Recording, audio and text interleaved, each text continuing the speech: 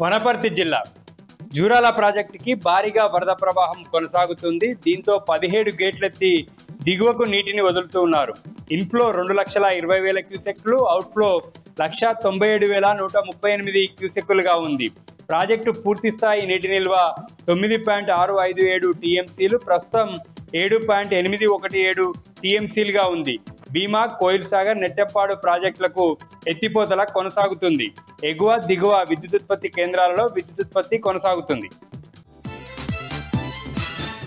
జోగులాంబ గద్వాల జిల్లా job calendar పేరుతో రేవంత్ సర్కార్ నిరుద్యోగులను నట్టేట ముంచిందన్నారు బీఆర్ఎస్ నాయకులు కుర్వ పల్లయ్య.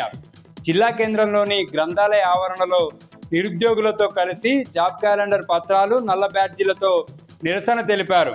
జాబ్ క్యాలెండర్ ప్రకటించి ఏడాది పూర్తయినా ఇప్పటి వరకు కాంగ్రెస్ సర్కార్ ఒక్క నోటిఫికేషన్ కూడా ఇవ్వలేదని మండిపడ్డారు.